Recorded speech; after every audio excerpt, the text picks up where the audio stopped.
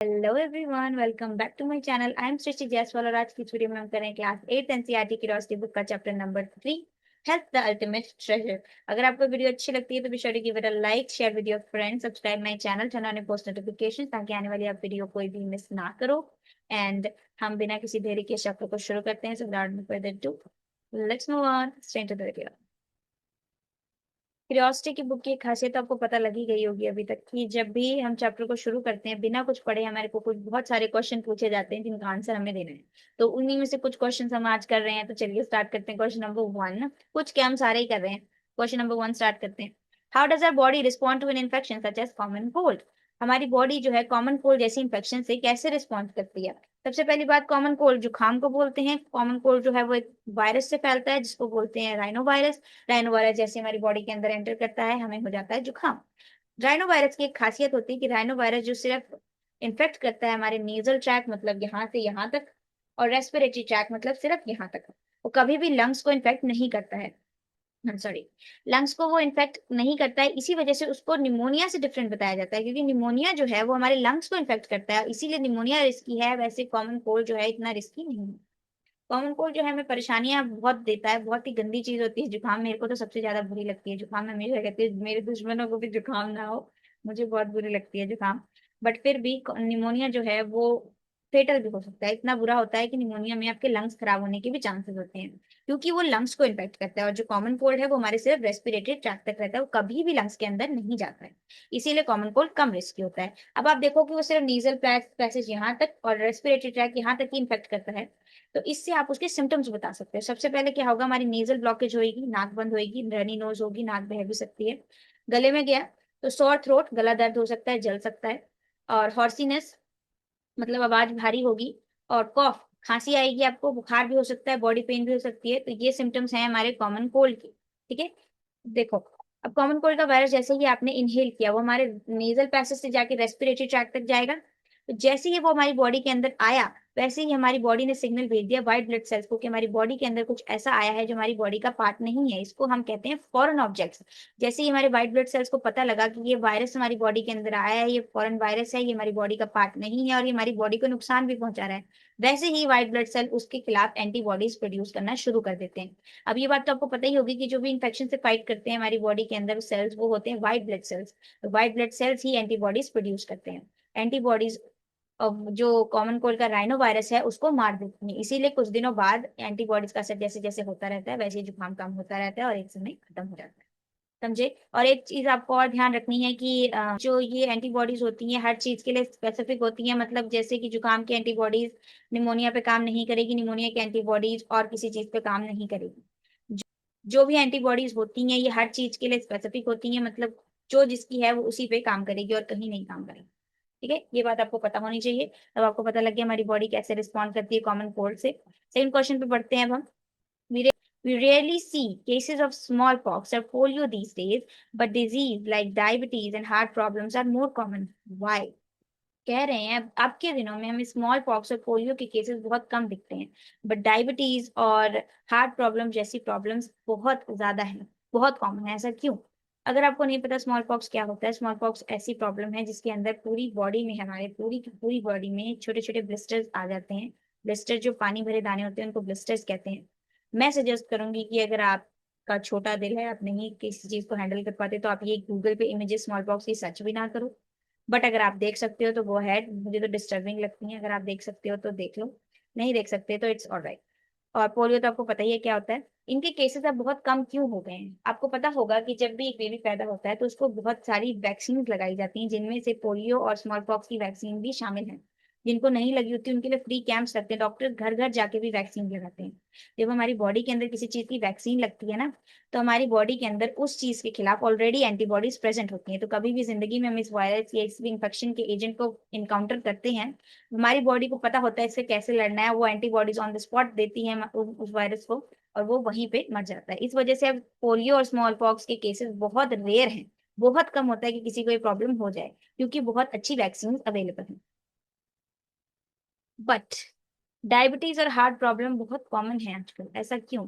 देखो, small pox और polio को हमने आजकल बहुत रेयर बना दिया है इस वजह से, क्योंकि ये पैथोजन से हो रही है। पैथोजन वो होते हैं जो डिजीज कॉज करते हैं हमारी बॉडी के अंदर आके। पर जो हार्ट प्रॉब्लम्स और डायबिटीज है, ये किसी पैथोजन से नहीं होती, ये हमारी बॉडी की अपनी ही प्रॉब्लम्स होती है। डायबिटीज आपको पता है कब होती है? जब हमारी बॉडी में इंसुलिन ढंग से नहीं बन पा रहा होता है, हमारे पैनक्रियाज इंसुलिन ढंग से नहीं बना रहे होते हैं, तब हमें डायबिटीज हो जाती है। और हार्ट प्रॉब्लम्स तो बहुत चीजों से हो सकती है। हाइपरटेंशन की वजह से हार्ट प्रॉब्लम्स हो सकती है, ब्लड प्रेशर की वजह से हार्ट प्रॉब्लम हो सकती है, कोलेस्ट्रॉल बढ़ने से हार्ट प्रॉब्लम हो सकती है। तो ये जो है, ये हमारे अंदर कोई वायरस नहीं आ रहा, कोई बैक्टीरिया नहीं आ रहा, कुछ नहीं आ रहा, ये हमारी बॉडी से ही प्रॉब्लम हो रही है। और ये बहुत कॉमन है आजकल इस वजह से, क्योंकि आजकल का हमारा लाइफस्टाइल ही ऐसा है। लोग बहुत ज्यादा चीनी खा रहे हैं, बहुत शुगर कंज्यूम कर रहे हैं, जिसकी वजह से डायबिटीज हो जाती है। हम लोग एक्सरसाइज नहीं करते इनफ, हम बहुत ज्यादा टेंशन है आजकल की लाइफ में। इस वजह से डायबिटीज और हार्ट प्रॉब्लम बहुत कॉमन है। अब आप समझे स्मॉल पॉक्स और पोलियो कॉमन क्यों नहीं है, और हार्ट प्रॉब्लम्स और डिजीज डायबिटीज बहुत कॉमन इसलिए। समझ गए आप? होपफुली आपको समझ आया होगा।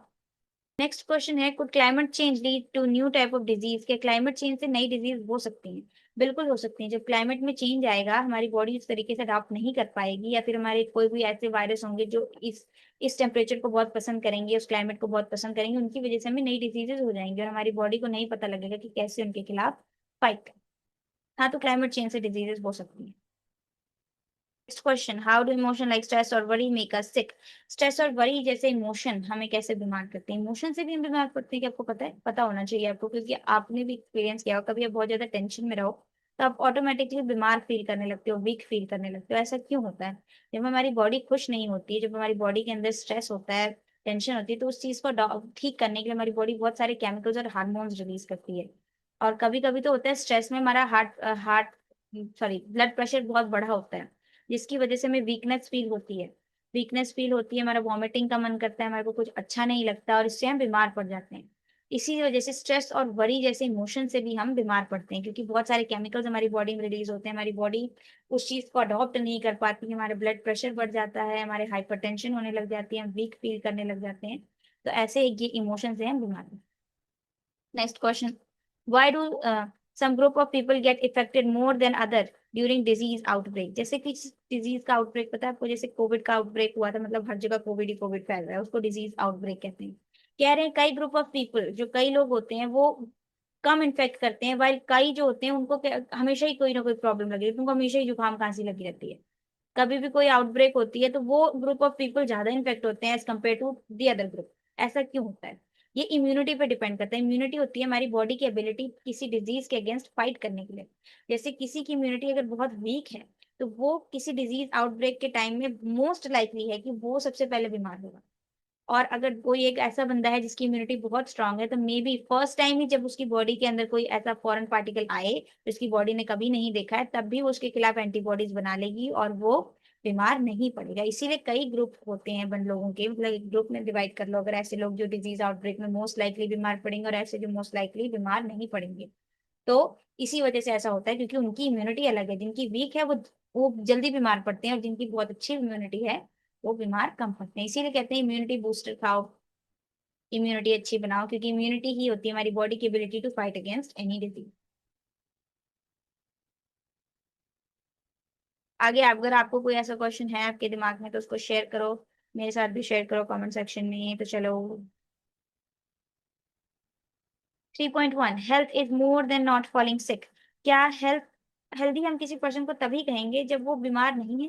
तो ऐसा कभी नहीं होता है। अगर हमने किसी बंदे को हेल्दी कहना है, तो हम उसको ऑलराउंड पूरा ऊपर से नीचे तक देखेंगे, अंदर से बाहर तक देखेंगे, और हम उसको कहेंगे क्या ये मेंटली फिट है, सोशली फिट है, इमोशनली फिट है, फिजिकली फिट है, तभी हम उसको हेल्दी कहेंगे। अगर वो खाली फिजिकली फिट है और वो बाकी चीजों में लैक कर रहा है, तो हम उसको हेल्दी नहीं कंसिडर करेंगे।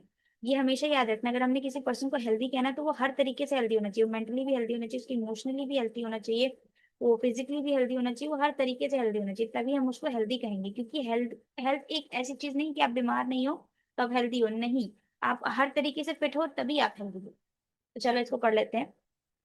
What do news clippings on notice board tell us about people's health in our country?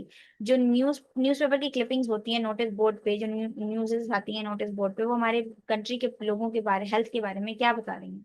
हमारी कंट्री के लोग दिन ब दिन बीमार पड़ते जा रहे हैं। ऐसा क्यों हो रहा है? क्योंकि वो फिजिकली फिट नहीं है, मे बी वो प्रॉपर सैनिटेशन मेंटेन नहीं कर रहे हैं, वो क्या बोलते हैं, अच्छी डाइट कंज्यूम नहीं कर रहे हैं, उनकी इम्यूनिटी अच्छी नहीं है, प्रॉपर न्यूट्रिशन नहीं ले रहे हैं, उनके आसपास गंदगी है, इस वजह से वो बीमार पड़ रहे हैं। तो ये यही सारी न्यूज़पेपर क्लिपिंग्स हमारे नोटिस बोर्ड्स पर लगी होती हैं, वो हमें लोगों की हेल्थ के बारे में ये सब बता रही होती हैं।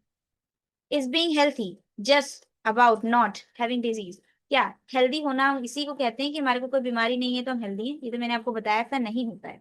Health also includes feeling good physically, staying positive and having strong relationships. जो हेल्दी एक बंदा होता है, मैंने आपको बताया, वो फिजिकली, इमोशनली, मेंटली और सोशली हर तरीके से फिट होता है, तभी हम उसको हेल्दी बोलते हैं। A healthy person takes care of their body, maintains a positive mindset and enjoy social life. जो एक हेल्दी पर्सन होता है वो अपनी बॉडी का अच्छे से ध्यान रखता है, प्रॉपर न्यूट्रिशन कंज्यूम करता है, वो अपनी बॉडी को फिट रखता है, पॉजिटिव माइंडसेट रखता है, वो कभी भी नेगेटिव नहीं सोचता है, और वो सोशली भी अपनी लाइफ को अच्छा रखता है, मतलब वो लोगों से भी अच्छे रिलेशनशिप बना के रखता है। Let us explore what it truly means to be healthy. अब हम देखेंगे हेल्दी होना आखिर किसे कहते हैं। Activity 3.1, let us read. A grade 8 student moved to a new school in another city. एक grade 8 का बच्चा एक नए स्कूल में उसने शिफ्ट किया है दूसरी सिटी में। With no friend in his new environment, कोई भी उसका दोस्त नहीं है यहाँ पे। Busy parents, पेरेंट्स बहुत बिजी हैं। He felt lonely, अब उसको अकेलापन महसूस होने लगा है। To cope, मतलब इस चीज से उभरने के लिए, इस चीज से बाहर निकलने के लिए, he spent more time on his phone and social media. वो अब अपने फोन और सोशल मीडिया पे ज्यादा टाइम स्पेंड करने लगा है। But this made him feel worse, पर इससे उसको और बुरा लगने लगा। He stop trying to make friends, अब वो फ्रेंड्स बनाने की कोशिश ही नहीं करता। हैड हेडेक्स, अब उसको हेडेक्स होती हैं, वेट लॉस है। And could not sleep well, अब वो सो भी ढंग से नहीं पा रहा है। A doctor advise let screen time and meeting a counsellor, doctor ने एडवाइस किया कि अब स्क्रीन टाइम को कम करना है और एक काउंसलर से मिलो, काउंसलर की हेल्प लो। Counsellor arranged help to support him in making new friends and improving his health. जो स्कूल काउंसलर है उसने हेल्प किया उस बच्चे को कि वो और फ्रेंड्स बनाए ताकि उसकी हेल्थ अच्छी हो। Think and reflect, what was the cause of boys health problem? इस क्या थी बॉयज की हेल्थ प्रॉब्लम का कॉज क्या था? How did the habit and surrounding effect his wellbeing? कैसे उसकी हैबिट और उसकी सराउंडिंग ने उसकी वेलबींग को इफेक्ट किया? सबसे पहले जब बच्चे ने न्यू स्कूल को शिफ्ट किया, तब उसके पास कोई फ्रेंड नहीं थे, उसके पेरेंट्स भी उसके पास नहीं रहते इतना कि वो उससे बात कर सके, वो लोनली फील होने लगा, उसको पता नहीं लग रहा है कि वो कैसे टाइम स्पेंड करे किसी के साथ, किससे अपनी फीलिंग शेयर करे, किससे अपनी बात करे।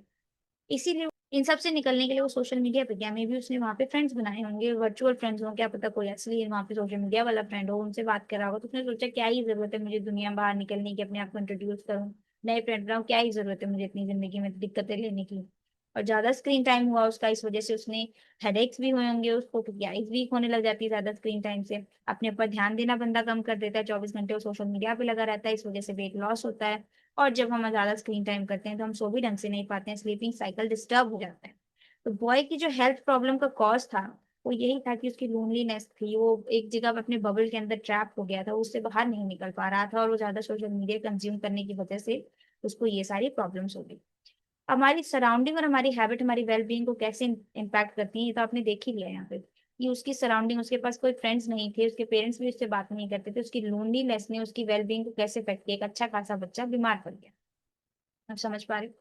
ऐसे में पता लगता है कि हमारी सराउंडिंग का एक बहुत इम्पैक्ट होता है हमारी हेल्थ पे। इसीलिए हमारे पेरेंट्स हमेशा कहते हैं अच्छी सराउंडिंग रहो, अच्छे लोगों को साइकिल में रहो, अच्छे लोगों से बात करो, क्योंकि जैसे जिस सराउंडिंग में हम रहेंगे वैसे ही हम बनेंगे और वैसे ही हमारी हेल्थ बनेगी। हमेशा यह ध्यान रखना है कि अच्छे साइकिल में रहो, अच्छे लोगों से दोस्ती करो, जो गलत सलाह देते हैं उनसे दोस्ती नहीं करनी चाहिए। As per the World Health Organization (WHO), health is defined as a state of complete physical, mental, and social well-being, not merely the absence of disease. जो WHO के द्वारा रिलीज करी गई डेफिनेशन है हेल्थ की, वो ये है कि हेल्थी पर्सन हम उसे ही कहते हैं जो completely physically, mentally, socially healthy हो, उसी को हम हेल्दी कहेंगे। ऐसा नहीं है हम किसी बंदे को हेल्दी कह रहे हैं क्योंकि उसके अंदर बीमारी नहीं है। तो आप समझे, सोशली, फिजिकली, मेंटली हर तरीके से जब कोई हेल्दी है तभी हम उसको हेल्दी कहेंगे। कह रहे हैं healthy person can perform various task more efficiently and cope well in different and difficult situation. जो एक हेल्दी पर्सन है वो किसी भी टास्क को एक अनहेल्दी पर्सन के कंपैरिजन में मोर एफिशिएंटली परफॉर्म कर सकता है, मतलब बहुत अच्छे से परफॉर्म कर सकता है, और वो डिफरेंट सिचुएशन को, डिफरेंट डिफिकल्टीज को अच्छे से कूप कर सकता है, उनसे उस सिचुएशन को हैंडल करना एक हेल्दी पर्सन को आता है। A healthy person can adjust well in peer groups and other members of the society. जो एक healthy person होता है वो लोगों के साथ अच्छे से एडजस्ट कर पाता है, peer groups में भी वो एडजस्ट कर जाता है, और सोसाइटी के मेंबर्स के साथ भी वो अच्छे से एडजस्ट कर पाता है। क्योंकि आपने देखा होगा कई लोग ऐसे होते हैं जो किसी अजनबी से बात ही नहीं कर पाते, वो डरते हैं, जैसे इंट्रोवर्ट्स होते हैं। और देखो मेरे को, मैं आई एम एन एक्सट्रोवर्ट, मैं किसी के पास भी जाती हूँ तो I talk to them like I have known them for my entire life. क्योंकि देखो एक्सट्रोवर्ट, मैं ये नहीं कह रही एक्सट्रोवर्ट होना अच्छी बात है, एमनीवर्ट होना अच्छी बात होती है, ना ज्यादा एक्सट्रोवर्ट ना ही ज्यादा इंट्रोवर्ट। वो सबसे बेस्ट एक पर्सनैलिटी होती है। मैं एक्सट्रोवर्ट हूँ, मेरे को अच्छा लगता है सबसे बात करना, मेरे को फ्रेंड्स बनाना बहुत पसंद है, मेरे को लोगों से बात करना बहुत अच्छा लगता है, मैं बहुत टॉकेटिव हूँ।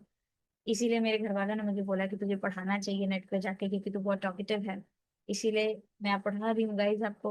मुझे बहुत अच्छा लगता है बात करना लोगों से, और जो एक हेल्दी पर्सन होता है वो एडजस्ट कर जाता है सबके साथ जाके। वो अगर कोई आपसे अलग रह रहा है, अलग तरीके से बर्ताव कर रहा है, उसकी सोच अलग है, तो आप उसमें एडजस्ट कर पा रहे हो, इसी को हम हेल्थ कहते हैं। ठीक है।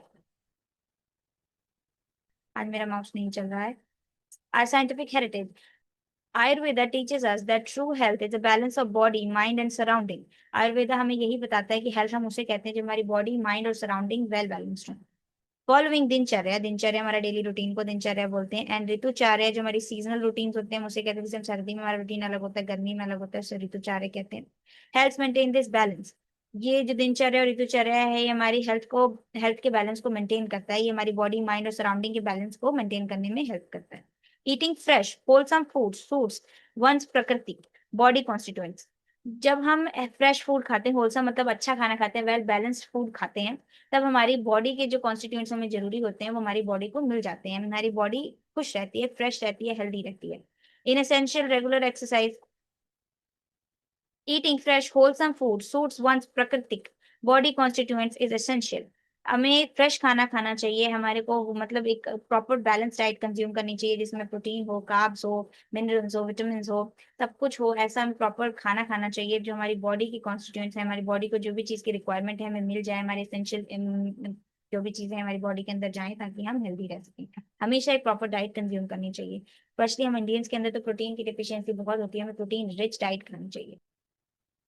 Regular exercise, cleanliness, restful sleep and काम माइंड सपोर्ट्स ओवरऑल वेलबींग। देखना आप हमेशा जो लोग रेगुलर एक्सरसाइज करते हैं, अपने आसपास की सराउंडिंग को क्लीन रखते हैं, हमेशा खुद भी साफ सुथरे रहते हैं, 9 घंटे की नींद लेते हैं, रेस्टफुल स्लीप लेते हैं, माइंड सेट भी काम रखते हैं, वो हमेशा बहुत हेल्दी रहते हैं और वो प्रेजेंटेबल लगते हैं, हमेशा वो अच्छे लग रहे होते हैं एज कम्पेयर टू एक जो बंदा अनहेल्दी है, उसका पॉस्चर अच्छा नहीं है, वो एक्सरसाइज नहीं कर रहा है, वो साफ सुथरा नहीं रह रहा है, वो सो नहीं रहा है।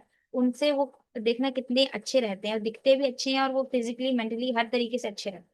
तो हमेशा हमें रेगुलर एक्सरसाइज करनी चाहिए, अपने आप को साफ सुथरा और अपनी सराउंडिंग को साफ सुथरा रखना चाहिए। 9 घंटे की स्लीप तो कम से कम लेनी चाहिए। 9 घंटे की नहीं ले पा रहे हो तो 7 से 8 घंटे का तो सोना हमेशा हमें चाहिए। हमें हमारे माइंड को हमेशा काम रखना चाहिए, ज्यादा पैनिक नहीं करना चाहिए, ज्यादा स्ट्रेस नहीं लेना चाहिए, ताकि हम हेल्दी रह सकें। Doctor. This can be also achieved through practice like yoga, meditation and mindfulness. अगर आप हेल्दी होना चाहते हो तो आपको योगा भी करना चाहिए, मेडिटेशन भी करना चाहिए। योगा तो बहुत अच्छा है, कितनी सारी बीमारियों का इलाज है ये। और मेडिटेशन करने से हमारा माइंड शांत रहता है, योगा करने से हमारी बॉडी हेल्दी रहती है, हमारा माइंड भी अच्छा रहता है। तो ये सब हमें करना चाहिए। How can we stay healthy? हम कैसे हेल्दी रह सकते हैं? Staying healthy means eating nutritious food, maintaining hygiene, staying in clean place, exercising regularly and getting proper sleep. अब हमें हेल्दी रहना है तो हमें न्यूट्रिशियस फूड खाना चाहिए, प्रॉपर डाइट कंज्यूम करनी चाहिए, इसके अंदर प्रोटीन, कार्ब्स, मिनरल्स, विटामिन सब कुछ हो। और हमें एक हाइजीन मेंटेन करनी चाहिए, अपनी सराउंडिंग को भी साफ रखना चाहिए, अपने आप को भी साफ रखना चाहिए। हमें रेगुलर एक्सरसाइज करनी चाहिए, प्रॉपर स्लीप लेनी चाहिए, तब हम हेल्दी रह सकते हैं। Spending time with family and friends, हमें फैमिली और फ्रेंड्स के साथ टाइम स्पेंड करना चाहिए। हैविंग पॉजिटिव एटीट्यूड, हमेशा पॉजिटिव एटीट्यूड रखना चाहिए, नेगेटिव नहीं सोचना चाहिए, माइंड को काम रखना चाहिए। What we should do and what we should not do to keep ourselves healthy, हमें क्या और क्या नहीं करना चाहिए अपने आप को हेल्दी रखने के लिए। Let us list some good habit that your parents, teacher और elder often encourage you to follow. ऐसी कुछ गुड हैबिट्स नीचे लिखो जो आपके पेरेंट्स, टीचर और एल्डर्स आपको हमेशा कहते हैं इनको आपको करना चाहिए जिंदगी में। How many of these are already a part of your daily routine, इनमें से कौन सी जो हैबिट्स हैं ये आपकी डेली लाइफ का ऑलरेडी पार्ट है। Which one of these would you like to start following, इनमें से कौन सी आप चाहोगे अब मैं फॉलो करूँ। एड टू लिस्ट बिलो, इनके जो नीचे लिस्ट दी है इनमें आप ऐड करो।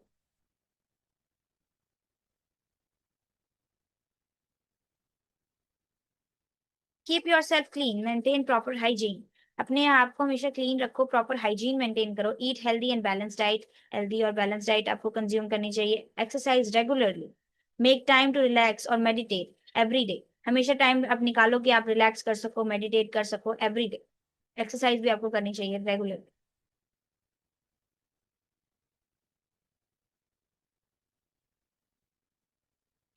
Now think about habits that are not good for your health, add more to this list. अब आपको इतनी तो उन्होंने अपनी लिस्ट में दे दी है, आपने और भी ऐड करने हैं जो हैबिट्स आपको आपको बड़े लोग कहते हैं आपको फॉलो करने को, और जो आप फॉलो अभी भी कर रहे हो उसको आपने इस लिस्ट में डाल देना है। नीचे कुछ बुरी आदतें दी हुई हैं। Now think about the habit that are not good for your health, add more to the list. अगर आपके पास भी और कोई बुरी आदतें हैं तो इस लिस्ट में ऐड करो, आपको हमेशा छोड़नी चाहिए ये हैबिट्स, अगर आप कोई भी फॉलो कर रहे हो इनमें से तो आप उसको छोड़ दो। Number 1, spending too much time on mobile phones और अदर डिजिटल स्क्रीन। अगर आप बहुत ज्यादा टाइम स्पेंड कर रहे हो मोबाइल फोन या फिर कोई भी डिजिटल स्क्रीन जैसे टीवी, लैपटॉप, टैबलेट्स, अगर आप इनमें बहुत ज्यादा टाइम स्पेंड कर रहे हो तो ये एक बैड हैबिट है। सेकंड, ईटिंग फास्ट फूड और other junk foods every day. अगर आप फास्ट फूड और जंक फूड एवरी डे खा रहे हो तो ये बंद करो, ये बहुत बुरा होता है हमारी हेल्थ के लिए। कभी कभी खा रहे हो कोई बात नहीं, रोज नहीं खाना चाहिए। थर्ड, स्लीपिंग वेरी लेट और नॉट गेटिंग इनफ स्लीप। बहुत लेट सोना या फिर पूरी नींद ना ले पाना, कम नींद लेना, ये बहुत गंदी हैबिट है, हमारी हेल्थ के लिए बहुत बुरी होती है। Next, skipping meals specially breakfast. Meals को स्किप करना, कि जैसे आज हम लंच नहीं करेंगे, आज हम डिनर नहीं करेंगे, स्पेशली ब्रेकफास्ट को स्किप नहीं करना चाहिए, breakfast is very important. Taking care of a body and mind is very important, okay. अपनी बॉडी का और माइंड का ध्यान रखना बहुत इंपॉर्टेंट है। Healthy habits supports a healthy body as well as a healthy mind. Healthy habits हमारी healthy body को भी सपोर्ट करती है और हेल्दी माइंड भी सपोर्ट करती है। Discuss your findings with your friends and teacher. जो भी आपने सीखा अपने फ्रेंड्स और टीचर के साथ डिस्कस करो। The from the activity you participated in and the discussion, जो भी एक्टिविटीज आपने करी और जो भी डिस्कशन आपने करी, you may have realise that our health depends on many factors. हमारी जो हेल्थ है बहुत सारे फैक्टर्स पे डिपेंड करती है। These factors include our life style, हमारा लाइफ स्टाइल, हम कैसे रह रहे हैं, एंड आर एनवायरमेंट, हमारी सराउंडिंग। जो भी आपने देखा होगा कि हमारी हेल्थ जो बहुत सारे फैक्टर्स पे डिपेंड करती है, कैसे हम जी रहे हैं, हमारी एनवायरमेंट कैसी है, इन सब पे हमारी हेल्थ डिपेंड करती है। Maintain a healthy lifestyle.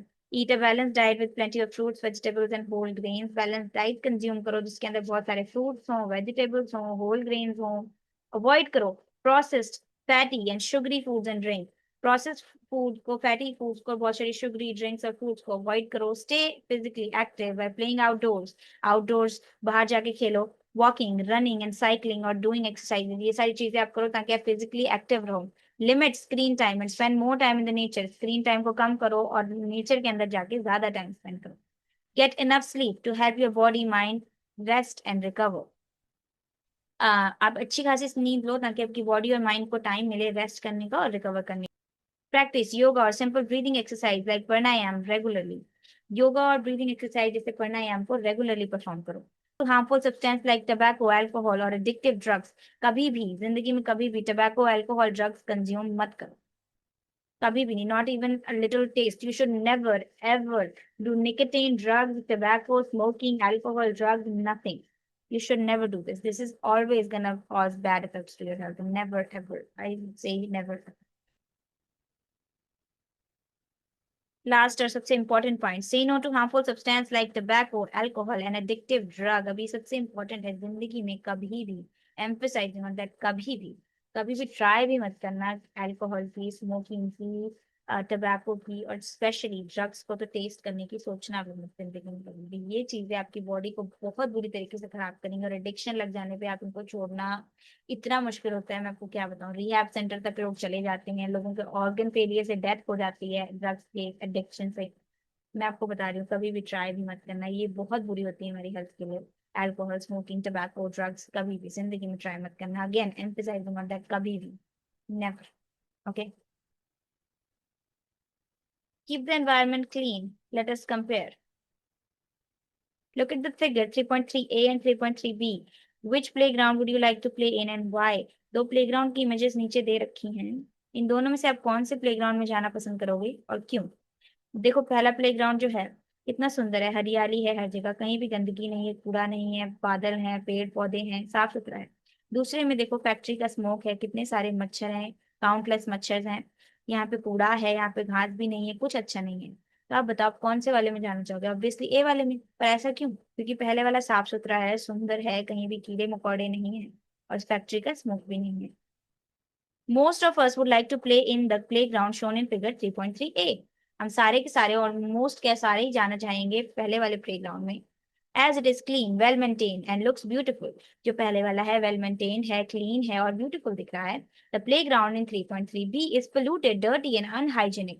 जो दूसरे वाला है ये polluted है, unhygienic है और बुरा लग रहा है, देखने में गंदा भी है and full of flies and mosquitoes. Flies और mosquitoes से भरा पड़ा है। People living in such area may fall sick more often. जो इस एरिया में लोग रह रहे होंगे वो बहुत जल्दी बीमार पड़ेंगे।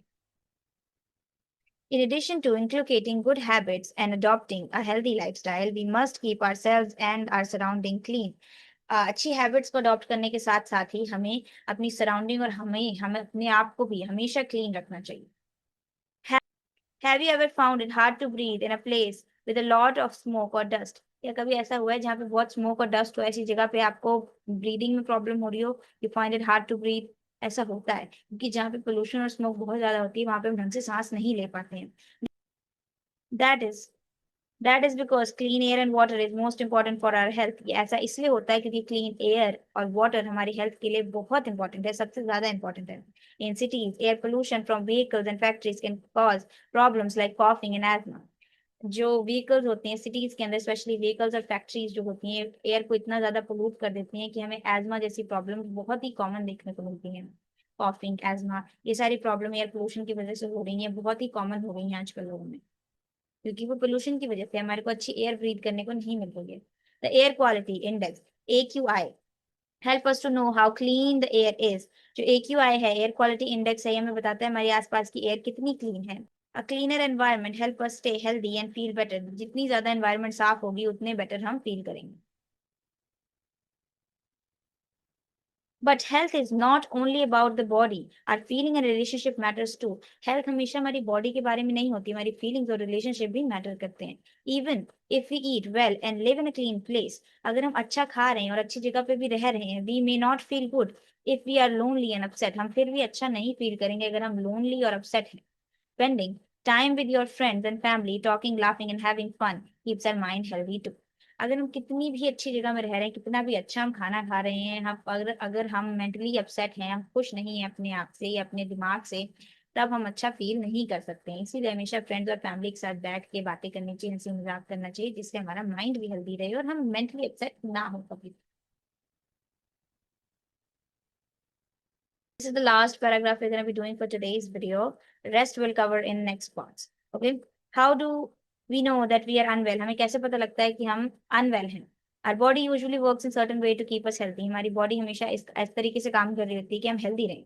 When we feel unwell, जब हम unwell feel करने लगते हैं, it means something inside us may not be working as it should be. जैसे हमें लगता है कि हमारे अंदर कोई प्रॉब्लम हो गई है, हम वीक फील कर रहे हैं, तो आप तुरंत समझ जाना हमारी बॉडी के अंदर कुछ ऐसा है जो सही से काम नहीं कर रहा।